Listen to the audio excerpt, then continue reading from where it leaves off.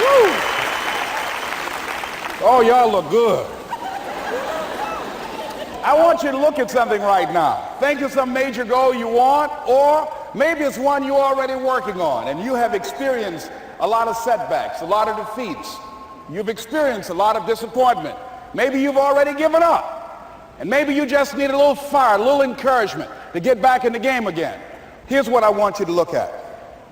There are winners, and there are losers, and there are people who have not discovered how to win.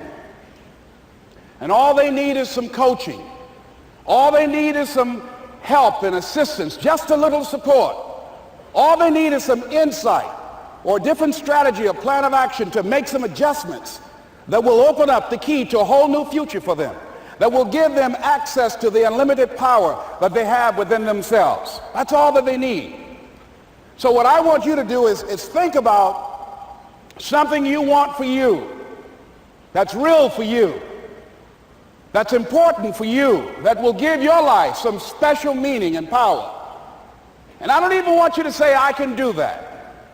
I don't want you to assume that. See, 5 years ago when I started out in this area, I would not have been able to make the mental leap that I would be up to where I am right now.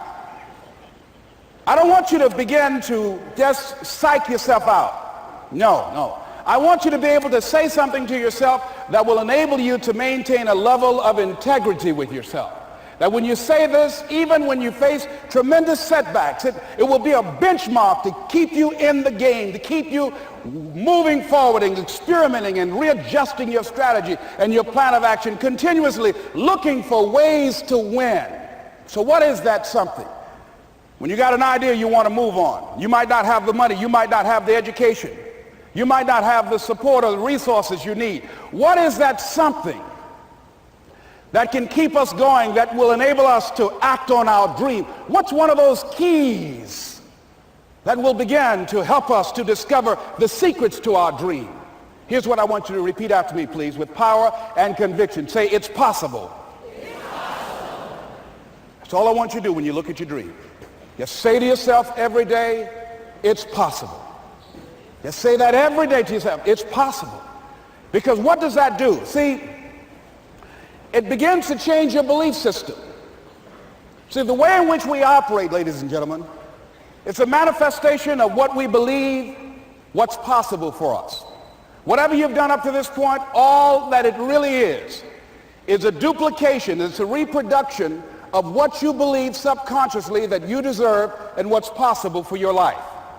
Most people operate out of their personal history, out of their memory, things they've done, things they've experienced, things they've seen, things that they have observed. What I'm suggesting that you operate out of a larger vision of yourself. I want you to see yourself doing what you want to do, experiencing what you want to experience, having what you want to have, doing what it is that gives your life some meaning and value. Operate out of your imagination, not your memory. Because whenever you look at where you want to go, I'm wanting to warn you, you will have some conversation back here after you go through the data that you've experienced in life saying you can't do it. And so what you want to begin to do is ignore that inner conversation. Well, most people, ladies and gentlemen, when something happens to them, what they do is they begin to believe that that's the way it is. That's the way it's always been. And they can't see the possibility of it being any different. Example, before April 1954, the common belief, the universal belief, because it had been tried again and again and again and people had failed, the belief was that man was not physically capable of breaking the 4-minute barrier, that he could not run a mile in less than 4 minutes. That was the belief on the planet. It had never been done. But here's what happened, ladies and gentlemen.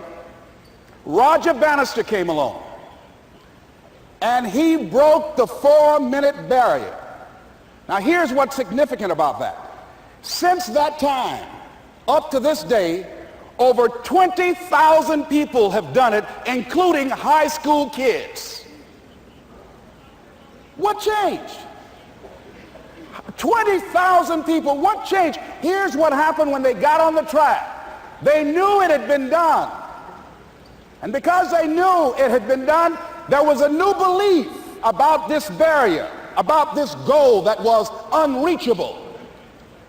And those 20,000 people got in the race believing, knowing in their heart that someone had done it, that it's possible, that they could do it. And I'm saying that if you know anybody that had some goal, some dream, something they wanted to do, and they did it, then I'm saying that you know in your heart that if someone has done it, then you can do it. It's possible. And that if someone can make their dream become a reality, that it's possible that you can make your dream become reality. And so as you begin to look at where you want to go, beginning to embrace that, it's possible. I'm blessed and highly favored. I've got a lot going for me. I got some good stuff in me. And it's possible that I can bring my greatness out here in the universe. That I can do what I want to do. It's possible I can write my own book. I can have my own business. I can take the trip and travel around the world. It's possible. I can bounce back from adversity and reinvent my life. It's possible. Regardless of where I am, that things can get better for me. It's possible. I'm thinking about two men right here in Chicago who were fairly successful, similar background, educated. They worked for a corporation for many years, and they were among many people that were laid off. Two guys who were very good friends. One went out looking for a job for several weeks along with the other one, and they faced disappointment and rejection again and again and again. They couldn't find any work, which is the story of many people across this country. One guy stopped. He became discouraged. He stopped going. He stayed home looking at television, became very argumentative and toxic with his wife, drinking beer, getting on the phone, talking to his other negative, unemployed friends. And he just gave up. The other guy kept looking for a job everywhere he could go. Every time he could get an opportunity, kept asking people, networking, checking the newspapers every day.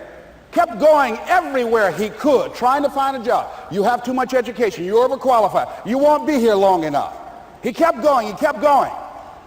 He went to a place and said, look here, I tell you what, if you can't hire me, and I know you can use my talents, abilities, and skills, I don't want to sit home and do nothing. Just let me do some volunteer work. You don't have to give me anything, all right? I just want to work. I want to be busy.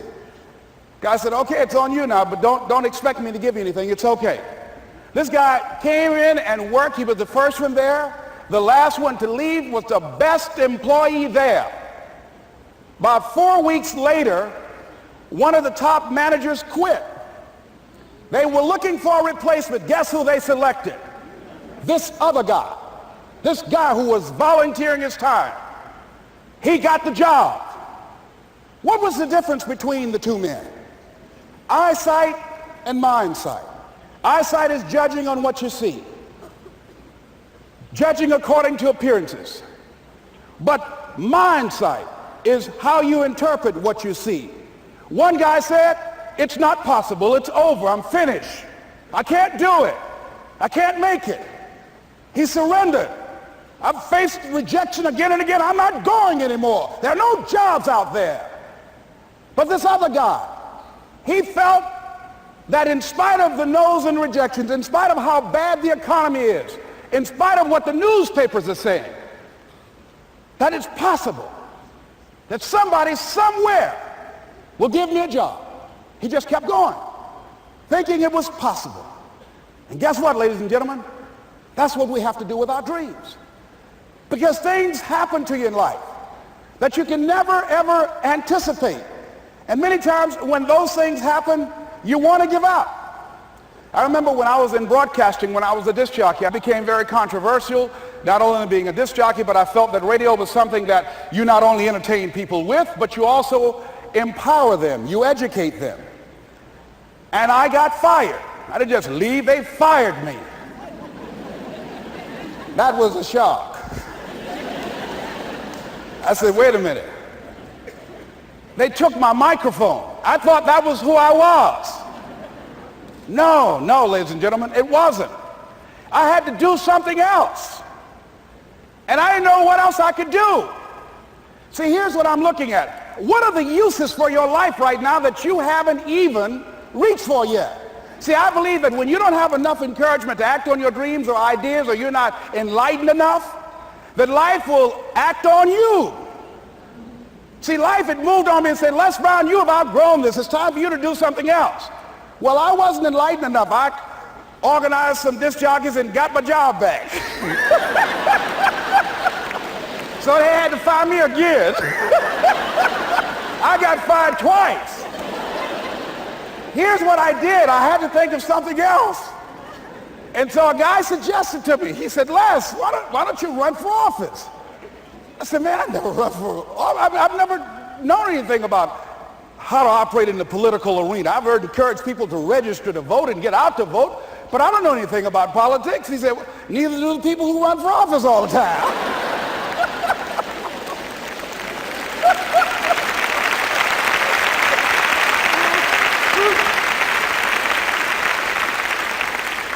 So I ran. Now here's what I'm suggesting. I ran. You got to do what you can where you are with what you have. I didn't have any money. I didn't know anything about the political process. I didn't even have any support. But here's what the guy told me. It's possible you could win. That's all I had. I was running against an endorsed candidate. He was an incumbent. He had the newspaper support, all of the leadership in the community, and I was challenging this guy. So I had a saying when I was on radio, stand up for what you believe in because you can fall for anything. And I would go door to door. I have my kids on one side of the street. I would be on the other, and I'd knock on doors. Hello, my name is Les Brown. Tell everybody I'm still standing. They get on the phone. Child, Les Brown was to my house today. You know the boy on the radio with the big mouth? Yeah, they fired him, honey. Say he's still standing. See, I'm saying just keep moving. Don't start feeling sorry for yourself. Don't spend time blaming and talking about what happened to you. See, whatever you talk about, that's what you multiply and expand in your life experience. So don't talk about stuff unless you want it to keep on happening to you, all right? So I got in that kind of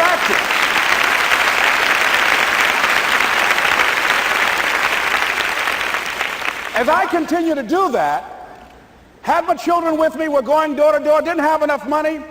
Eventually, we got close to the election and something happened that really surprised me. Guys who I thought were going to either support me or stay out of it, various powerful community leaders, they became involved in it and they endorsed my opponent. I felt devastated. Now that's going to happen to you when you're working on your dream. Things are going to happen that's going to catch you on the blind side. That was shocking to me. They didn't have to do that. All they had to do was just stay out of it. But here they go, come up in there messing with me. Now that's going to happen. There's some people who believe it's their personal business to stop you from living your dream, all right?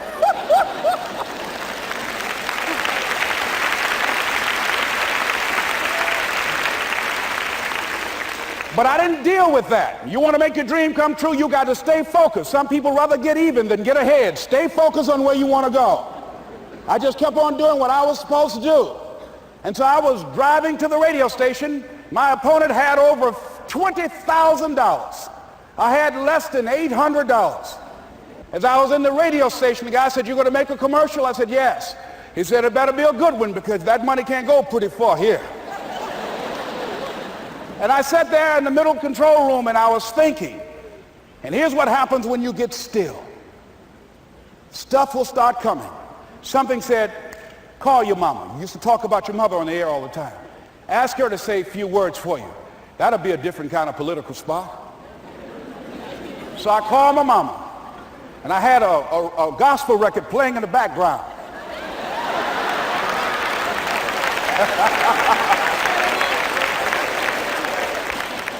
And then I had my mother say, "Hello, this is Mrs. Mamie Brown. When I raised my sons, I raised them to be good children. When they got out of hand, I beat their behind and made them go right. Please vote for my son. He's a good boy."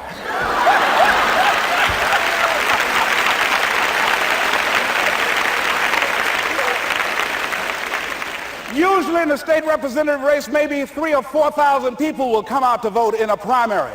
In that primary race, over 27,000 people came out and voted and said, I'm voting for Les Brown because his mama said he's a good boy. I won, ladies and gentlemen. I won.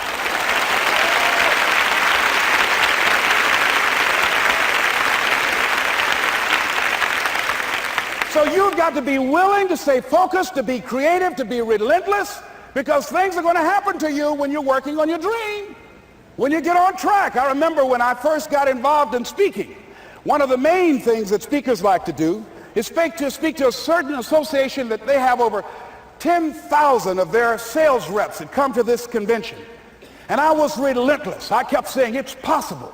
It's possible. See, what I want to let you know and set you up for, because you say it's possible, don't mean that you're not going to have any problems. That Murphy's Law ain't going to come and slap you side the head. Oh, Murphy going to come visit you. He's waiting for some of y'all out in the parking lot. Oh, you say it's possible. Okay, it's possible. You better get up. Well, I was working. I kept saying it's possible. They got other speakers on this program. I can be on that program too. I kept selling myself. I got all fired up. And I was calling them every day. And the lady finally said, Mr. Brown, I tell you what, we want you to come in and talk to our sales executives. You got the kind of fire and guts that they want that will motivate them. And let me tell you something else. We want you to bring your motivational tapes. You're going to need at least $50,000 worth of tapes. I said, is that right? Yes, because they want to keep that drive alive. I said, all right. I called the guy to duplicate my tapes. I said, Don, how you doing? This is Les. Let me tell you, I got a major speaking engagement. I said, man, it's a speaker's dream. I need over $50,000 worth of product. He said, Les, you don't have that kind of credit. I said, I know, but Don, I can sell that. Just right after speaking engagement, I'll give you your money in 4 days. He said, are you sure, Les? I said, yes, man, I got a major speaking engagement, and they told me to do it. He said, man, that's a big order. Let me talk with the lady with you. I said, hold on just a minute, man. Call the lady back. Hello, Evelyn, how you doing? This is Les Brown. I got Don on the phone. What did you say? Do I have the speaking engagement? Yes, you do.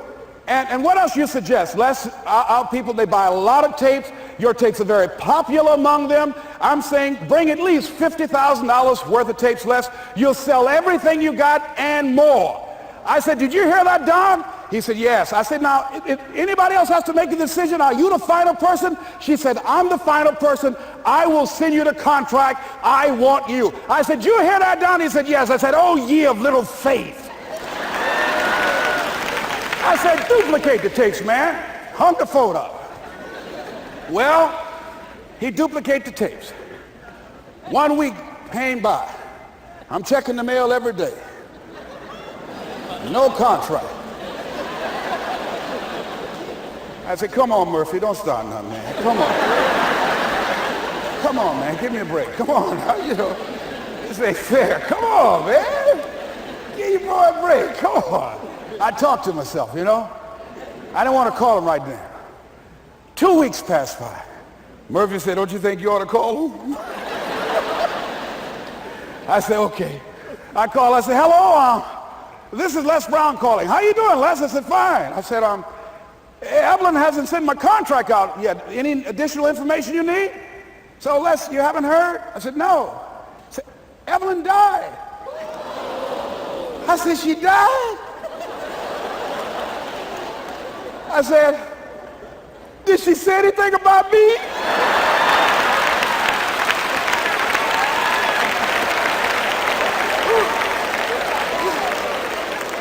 When I got home, I was so wiped out. And Murphy was in the house waiting on me. Murphy said, is it possible you want to listen to some of your tapes?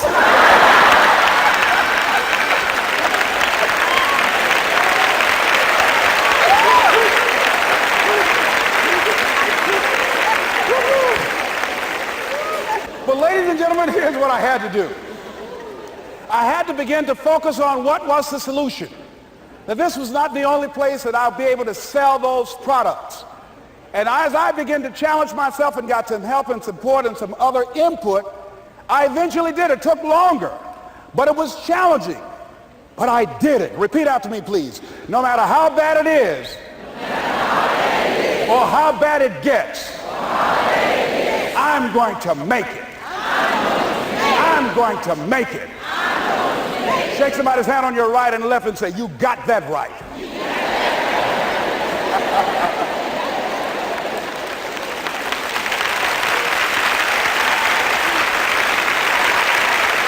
Repeat after me, please. It's possible. I can have my dream.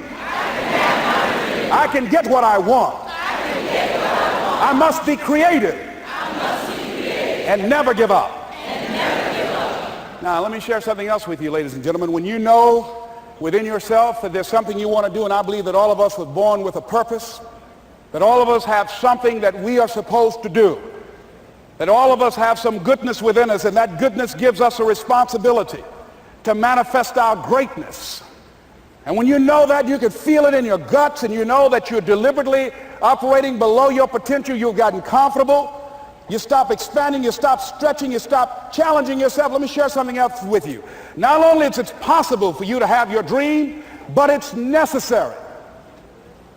It's necessary that you have it, that you work on it, that you develop yourself, that you go for what is yours in the universe. I have a friend that at the beginning of the year I was in Los Angeles giving a speech, and I do a seminar teaching people how to become involved in the speaking business, and also one called Speaking with Power, teaching people how to begin to develop their communication skills. And this friend, I said, I want you to work with me. I called her up. She said, Les, are you sure I can do it? Sure you can. You have a PhD in communications. I don't have that. If I can do it, sure you can do it. In fact, I'm going to give you the support that you need. Here's what I realize, ladies and gentlemen. We only have enough energy to take us to a certain level.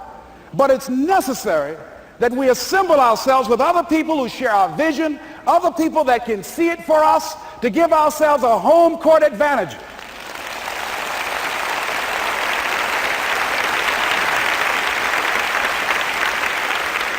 So it's necessary that you seek out other people who think like you, who are growing, who have decided that they are not satisfied with where they are. See, I don't believe that necessity is the mother of invention. No, necessity, in my opinion, is not the mother of invention. Refusing to accept things the way that they are is the mother of invention.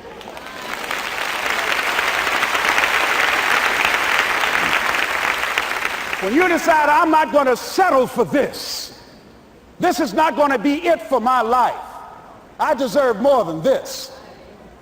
See, that will start making you do some stuff. See, a lot of people go to work every day miserable, and all they do is just talk about how miserable they are. But they don't do anything about it.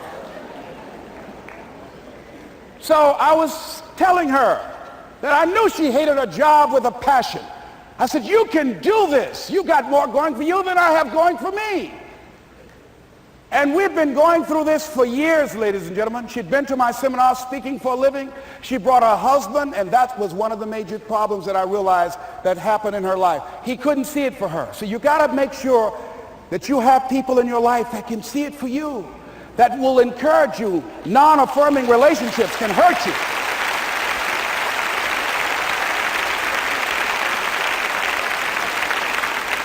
And I talked to him. I said, I don't have anything to do with your marriage. I said, you and I are good friends, and she and I are good friends. And I'm not taking sides. I said, but if you can't see it for her, don't tell her that. Just give her some support. What if you're wrong? It's possible, man, that if I'm doing it, she can do it. Well, you're different. How are you going to tell me that? You've seen her speak. She's got great speaking skills. Don't underestimate her. You don't know. You've got a great woman here. But you see, people who can't see it for themselves can't see it for you. He was happy.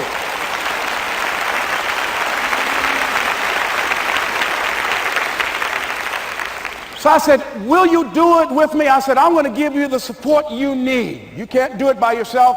I will stand with you. She said, you will? I said, yes. I'm going to make you part of my seminar. You'll do a part of it, and I'll do a part of it. Speaking with Power. She said, okay. 3 days later, ladies and gentlemen, I got an emergency call at my office. It was from her husband. He called and said, tell Les Brown that Marion is dead. I said, oh no. when I was flying there to go to the funeral.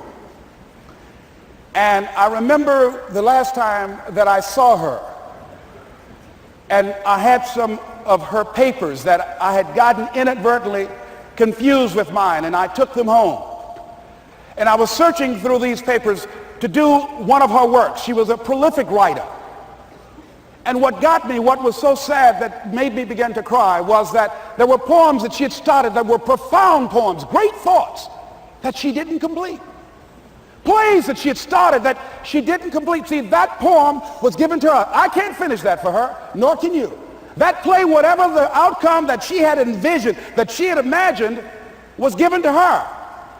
Only her. And she's the channel that was going to come through. You are here, and you are the vessel, you are the outlet for the universe. That you've been selected. There's something for you to do. I believe all of us have some purpose for being here.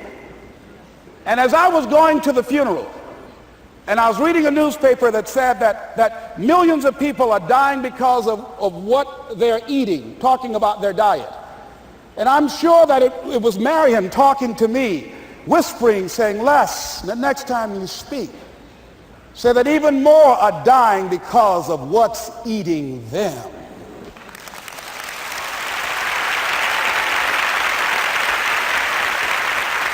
When the challenges of life come your way, you've got to find ways to increase your sense of self-appreciation, because if you don't, you're bombarded with negative stuff every day that beats you down, and you will find yourself unconsciously engaged in self-destructive behavior. If you don't program yourself, life will program you.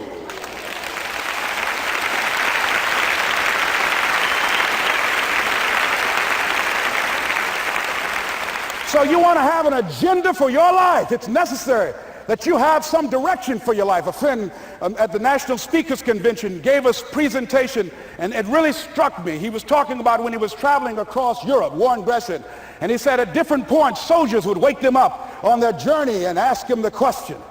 And I pose this to you. The question was, where have you been? Why are you here? And where are you going? And that's what I ask you. Where have you been? Where have you been up to this point? You look at your life. You look at what you produce. Is it giving you what you want? Are you living on purpose? Are you living your dream? Are you acting on your ideas? Are you doing all you can do? Have you gotten comfortable? Are you procrastinating? Are you evading your own greatness? Are you surrounding yourself with people that can nourish you? Are you challenging yourself? Are you experimenting? Are you learning something different? Is your life an adventure, or is it boring? Where have you been? Why are you here? What brought you here? Investing the time, the money. What brought you here? And where are you going? What is it that you can get out of this session, out of this lecture? That when you leave here, rather than this just being a spectator event, that you got some idea, some dream, that you might have to go back and brush it off and look at it again and say, I've got to do this. This is my stuff. This is what I'm supposed to do. This is why I showed up. Where are you going with your life? What decisions are you making right now as you look into the future? Are you experimenting to find out what other talents and abilities that you have? See, we're in a time right now. The day is gone where you could just go to college and get out and get a job and work 30 or 40 years with job security and retire with a gold watch. The gold watch days are gone. Brand new day. Party's over. So now you have got to be multi-talented and multi-skilled. You've got to use all your stuff. You don't know what else you can do. I didn't know I can do what I'm doing right now.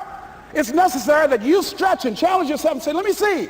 I start out as a trainer. I'm a trainer. That's what I am. That's what my expertise was in. And then I decided, let me see, can I speak? And then I discovered, hey, I can do that. What if I hadn't tried to do that and just been satisfied with just being a trainer, with a limited vision of myself? And then after training, and then I said, well, maybe I can go into business for myself. And I started speaking, going into business for myself. Well, maybe I could train other speakers and teach them how to go into business for themselves. See, you want to have a backup plan. You want to have other strategies for yourself. In case this doesn't work out, you got something else going over here. You don't want to ever put yourself in a situation where you have a limited vision and you're only using a limited amount of your talents, of your skills, and of your abilities. And I'm saying to you, it's possible you've got some talents, some ideas in you, your ability to do some stuff that you haven't even discovered yet. And I'm suggesting that it's necessary that you get outside of your comfort zone.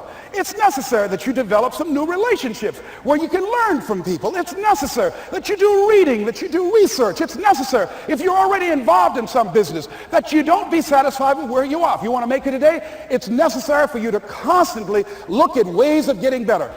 Not only is it possible for you to have your dream, and it's necessary for you to challenge yourself to go after it and get better and leverage relationships that can help you get to where you want to go, but it's you. The major key to your reaching your dream, your living up to your greatness, your making your contribution is you. If the economy is good, fantastic.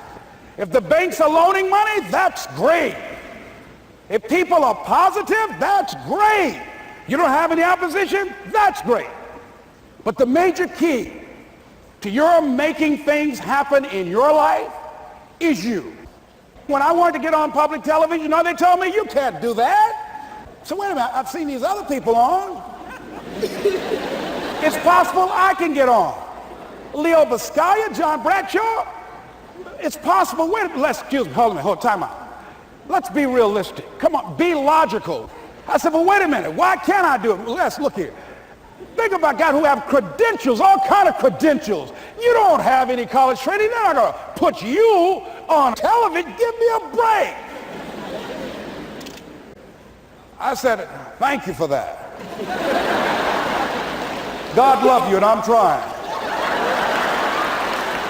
And went on about my business. You hear me? Let me tell you something. What people think about you and the possibilities for your dream is none of your business. That's their business.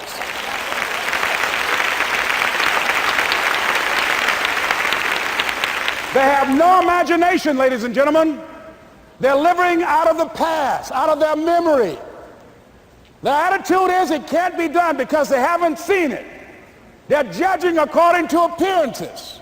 The people that are going to make it in the future, the people that are making it today, let me share something with you. History is being read, but it's also being written by people with imagination.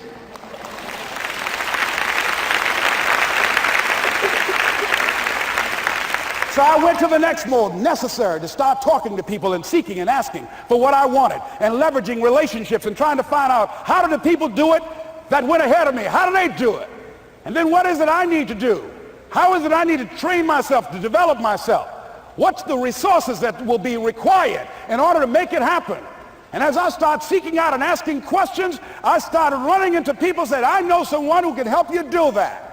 And they helped me get connected with those people. Remember, we have so much energy that can take us so far. It's necessary that you hook up with some other energy that can take you to the next level. I hooked up with them. They said, let's go. I said, away we go.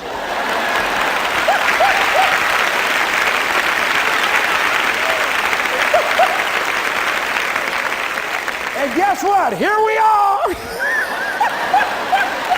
I love it. You want your stuff? It's necessary you take responsibility for it, that you make it happen, that you don't give up, that you don't take any objection or disappointment or defeats personally, that you keep on keeping on, that you don't decide that I can't make it because you can't see the light at the end of the tunnel, that you realize that's a part of the program. And here's something you've got to resolve. Say this to yourself every day.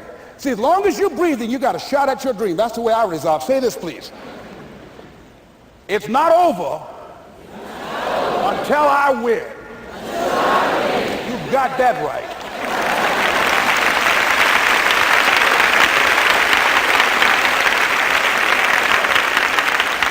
It's not over till I win. Not over till I get through. It's not over till I get over. Not over till I get what I want. Door can't open today, look out. I'm going to come back and take the hinges off. That's how you got to do that. You've got to have that kind of courage, that type of determination. If you want to make it happen, it's you. That you've got to take personal responsibility to make it happen. That you have got to own what it is that you want to do, if it's taking care of your well-being, if it's making a difference in our school system, if it's working with senior citizens, if it's to protect our ecology, if it's to create an economic renaissance, if it's just to take yourself to another level, it's you. You've got to make that happen. We can point out many things that can make it inconvenient or can slow us down, but ultimately, it's on us. Next step is, not only is it possible and necessary, and it's you to live your dream, to make this greatness that you have within you become a reality, but what I've come to appreciate when you're working on changing your life, changing some bad habit, getting out of addictive situations or relationships, or working to build a dream or making a difference in our society, or learning something that's very challenging. Here's what I realize, ladies and gentlemen, and develop a great deal of respect for. It's hard. Easy is not an option. It's hard living. Life is hard. See, it's hard when you are 49 years old, been working on a job for 17 years, and they come in and tell you you're finished and give you 1 week severance pay. And you got to start all over again. It's hard when you are married and raising children and your children are crawling and your husband dies unexpectedly. It's hard handling just the tragedies of life. It's hard when you're working on something and you put everything you have in it and it doesn't work out. You lose your money and other people's money. It's hard. It was rough when I lost my job. And I could not find a job.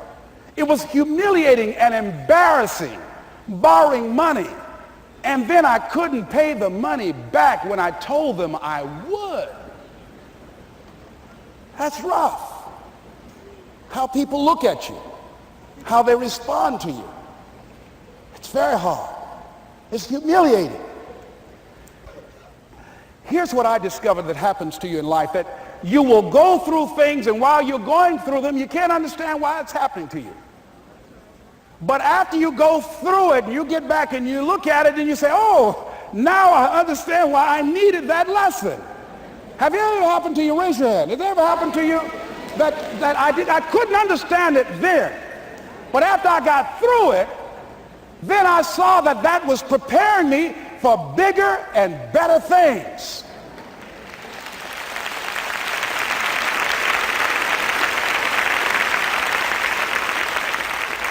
That as you go through the challenges of life and you look at it and embrace whatever comes to you, don't run from it.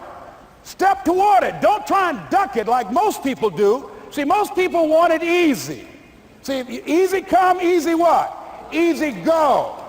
See, but when you go at what you're going to deal with and you deal with the difficulties of it, when you handle those hard things close at hand, making those hard decisions right now that you don't want to make, learning those things that you don't like to do, but you know that in order for you to get where you want to go, this is one of the hoops that you have to flip through.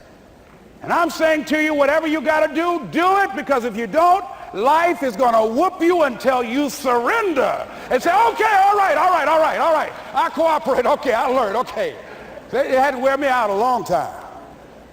So if it's hard, then do it hard. Now, how do you hang in there during the hard, difficult times? Les, you must have faith. You've got to believe in yourself. You've got to believe in your abilities. You've got to believe in your service, your company, your ideas, unquestionably. You've got to have faith, and that faith gives you patience. That it's not going to happen as quickly as you want it to happen. A lot of things are going to happen that will catch you off guard. And so therefore you've got to deal with and handle it as it comes. And not only that, but that faith and patience drives you into action. You've got to keep moving and keep plugging away. I can see people coming out talking to a guy out there watering and fertilizing the ground that's not showing anything.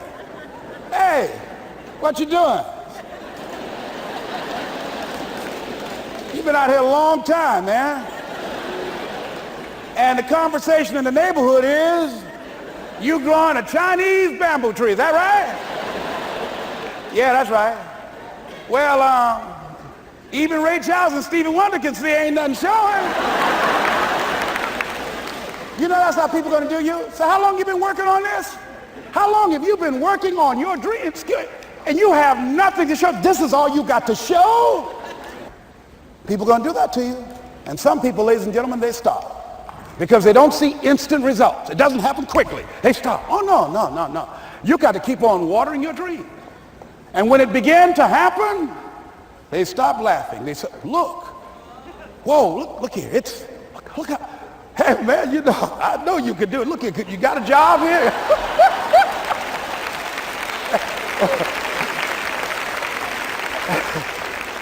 See, during those hard times, we didn't know how you're going to make payroll. During those times when you failed and things didn't work out, they were nowhere to be found.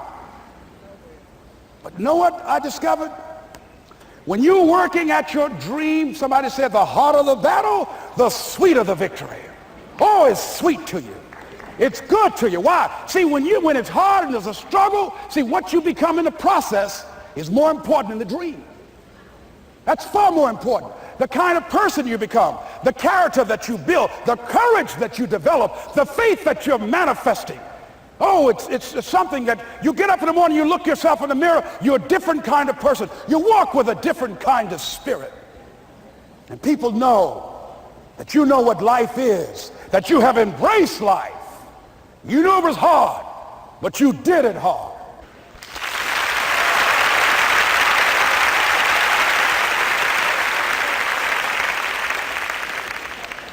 Now that takes us to the next level. If it's hard, why do people do it? You ask people who do things. Why do they go it? People who climb mountains just for the sake of it. Nobody paying them to do it, just do it. Somebody said, I'm going to run around the world. He said, well, why would somebody want to do that? I'm going to swim the Atlantic Channel. Why? Why do people do that? I wondered, why would a Nelson Mandela give up 26 years of his life? Why do people do that? Here's what I discovered in high school. High school, I decided I wanted to go out for football. Never forget this. And I discovered why people do things. You know why, ladies and gentlemen? Even though it's hard, it's worth it. It's worth it. See, one day we had Coach Alkin Hepburn had this plaque down there and this wood on the floor, on the ground. He said, Brown, come over here. Had my suit on. I said, yes, sir. He said, I'm going to have old Larry Littles down there, old big Larry. Yes, sir. Big, fat, sorry Larry. Yes, sir. Brown, I want you to get down bull neck. Yes, sir. He said, I want you running Larry. I want you to put your helmet right in his pit, right up and hit his chest and knock him off that board. You hear me, Brown? You can do that. Yes, sir. Can you do that? Yes, sir. I said, hubba, hubba. I said, hubba, hubba. He said, Brown, I want you to knock him off. You're going to make the team. I know you can get him, all right? Look at him, how sorry he is. Knees knocking and everything. I said, yes, sir. Then he went down to Larry. Larry Littles, who played 12 years for the Miami Dolphins, all pro for 12 years. This is a bad, big dude. 250 pounds, strength, agile, and all muscle. He said, Larry, he said, man, you know Brown down there. He's down there talking about your mama and everything. He talked about how fat and sorry you are and how he's going to knock you off this board. Larry now spitting fire and growling and foaming at the mouth. And I'm looking at Larry saying, oh, hubba, hubba. He said, look at that fool down there growling. He told me he's going to scare you that you're going to leave. Are you going to leave? No, coach, I ain't going to leave. Go down there and knock him out the park. Boy, coach got back. He winked at me. Go get him, Brown. I went hard. I ran into Larry with my helmet. Larry said, boom. I don't know where I landed. When they woke me up, I said, can y'all take this helmet off me for a minute? I said, y'all got any more positions out here? They say, like where? I said, don't y'all need an announcer? They said, Brian, where you going? I was crying. They said, man, some girls over there. I said, I don't care, man. I'm hurt. So that fool almost killed me, man. He said, bro, you quit, man? I said, yeah. I said, what? I said, it ain't worth it, man. No, it ain't worth it. Y'all go ahead. Y'all crazy. I'll be your announcer, man. I was calling the game. I was up there in the booth. Call good games, too, because the pain wasn't worth it to me. And I'm saying to you, you know why people do what they do? The people who go after their stuff, what makes it worth it? It's got to be your passion. You got to love it, ladies and gentlemen. You got to love it. It's got to be what you are supposed to do. You want to sing, and even though they want to invite you to Carnegie Hall, you're going to sing to anybody that listen to you, including singing to yourself. I used to talk to my plants when nobody else would listen to me. You got to write, even if no one published your book, write, because that was given to you to do. You do what it is you're supposed to. You're supposed to build something. You're supposed to create something. I don't know how to do it. Learn. Do whatever is required. Just go out there. It's possible you can get what you want. It's necessary. If you want it, you got to go into action. You got to be willing to experiment. You got to be willing to fail and to succeed. You got to be willing to form and to develop new relationships. It's you. It's on you. You got to make that happen. Nobody's going to bring it to you on a silver platter and say, here's your dream manifested. No, it's hard. Yes, it's hard. It's difficult. Yes, right. And it's worth it.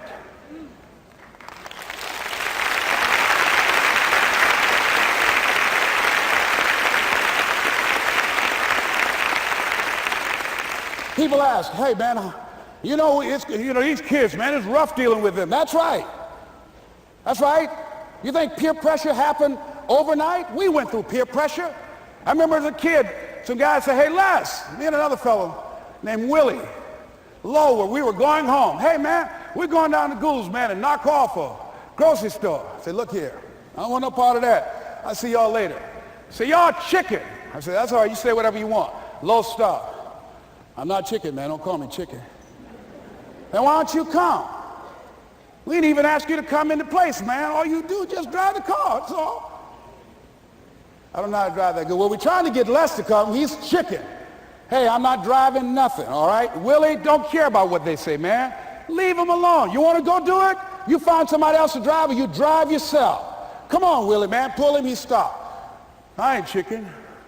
All I got to do is drive? Yeah. I said, Willie, that sounds simple, man. Don't go, man. He went. And the next day we read the newspaper where when they robbed the store, when they came out running to a car, the merchant, the man who owned the store, came out just shooting wildly, and he hit the driver in the head.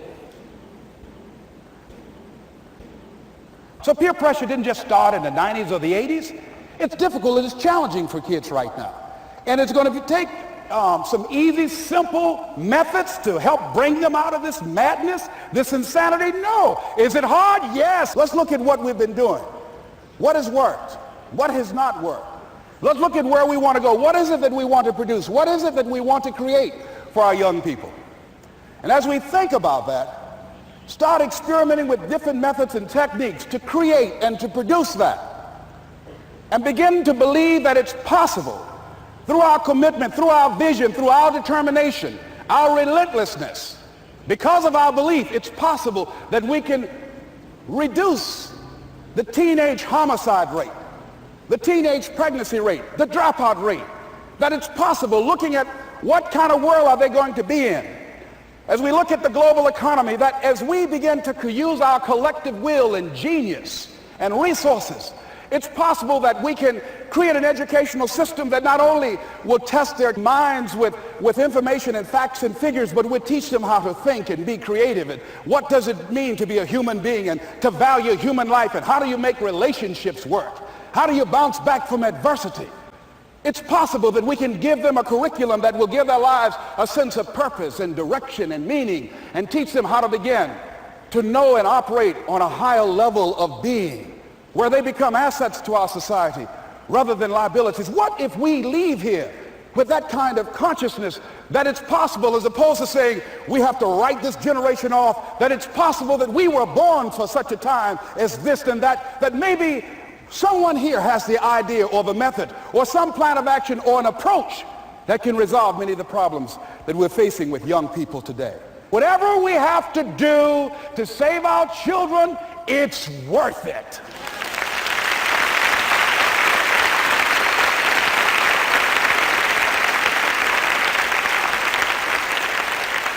So that brings me to the final step, that it's necessary for us to begin to look at the future and know that it's possible that we can have our dream. Yes, it is.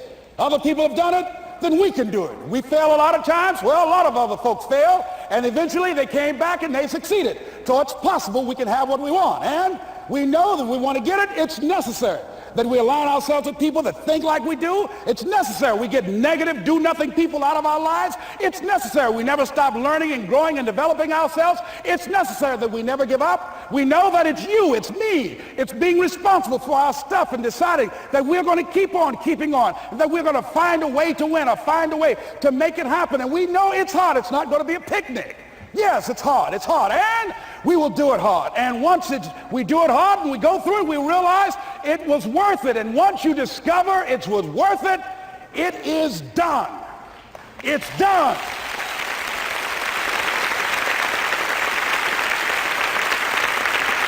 It's done, ladies and gentlemen, before it happens. Well, here's what I'm suggesting to you. That when you're working, you have a wall to break through. Let's say a friend of mine who runs a marathon, and he says, when he's running the 26-mile marathon, he said, let's say that hypothetically, that 18th mile is the wall. He said, Les, when you get there and you're running, he says, everything in you is telling you to stop, to give up. Every muscle is aching, and you're saying to yourself, I can't do it. I can't do it. And you just keep on and you keep on and you keep on. It seems like you're moving at slow motion. And then eventually when you break through that 18-mile wall, then you know it's like done and you're on automatic and you glide on in. And you know it's there. You know you're going to get to the finish line. And we've all had experiences where we were working on something and we knew it was possible. And we did those things that were necessary to bring it into a reality. We took the responsibility to make it happen. Other people couldn't see it. A lot of people didn't believe it. You were attacked. You were criticized. People were opposing you, but you kept on doing it. It was hard. It was rough. It was difficult. But to you, it was worth it. And eventually you got to a level you know, can nothing stop me now. I'm on the move. I'm on the move.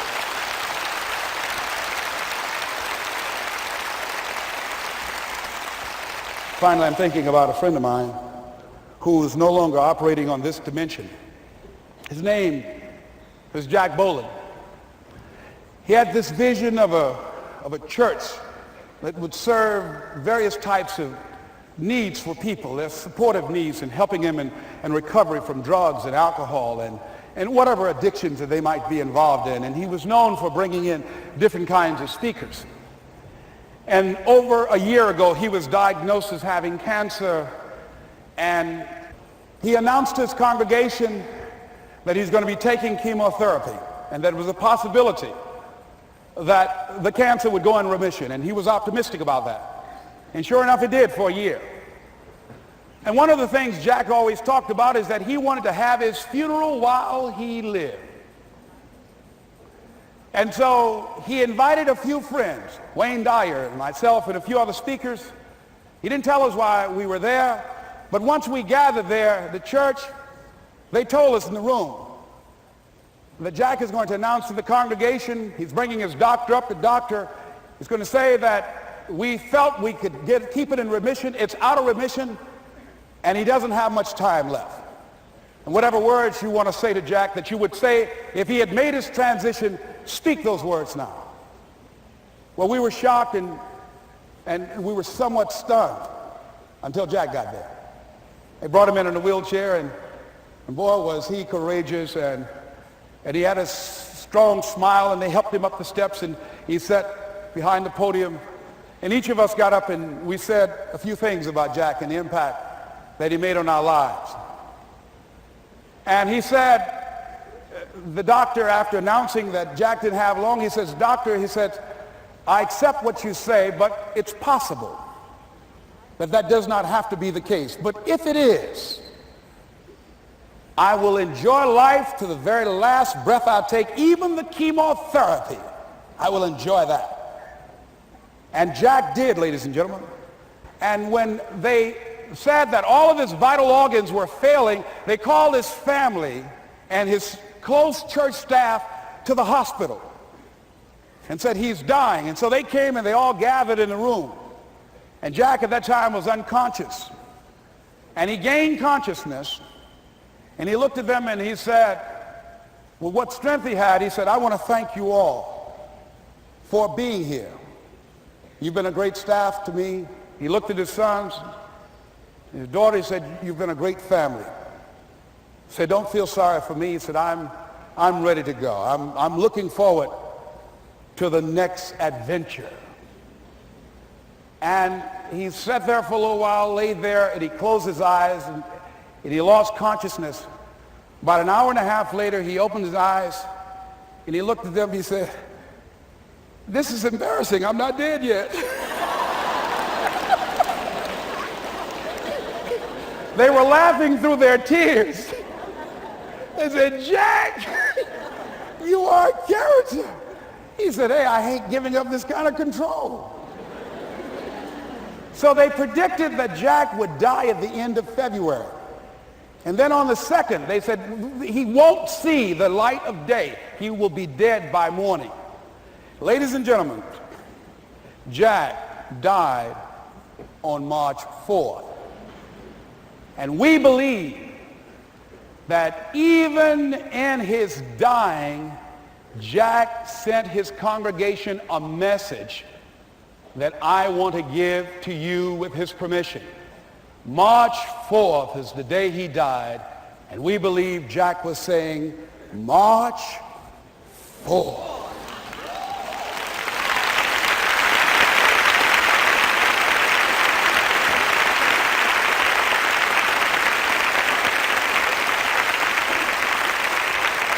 So I say, as you look into the future, while other people are giving up, feeling like victims, feeling powerless, becoming negative, turning on each other rather than to each other, feeling that they can't make it, be ye not conformed to this world, but be ye transformed by the renewing of your mind with the mindset of that it's possible that we can save this generation. It's possible that we can create new industries, a new economy. It's possible that I can find a new profession, a new job. It's possible I can create a new life. And it's necessary that I become actively involved in becoming a positive force in my life and on the planet. And it's me, yes, it's you, it's all of us pulling together, working together to create this brand new future. And it's going to be hard. Easy is not an option. But if it's hard, we will do it hard. Whatever is required to snatch victory from the jaws of defeat. And it's worth it, yes. It's worth whatever we have to do. And once we know that, it is done. It is done. It is done. It is done.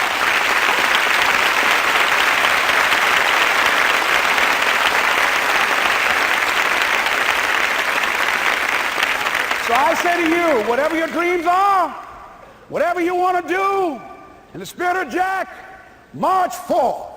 This is Mrs. Mamie Brown's baby boy, Leslie Calvin Brown, saying, it's been a plum-pleasing pleasure as well as a privilege. Thank y'all here. Thank you. Thank you. Thank you. Thank you. Thank you very much. You're very kind. Thank you. Thank you very much. You're very kind. Thank you.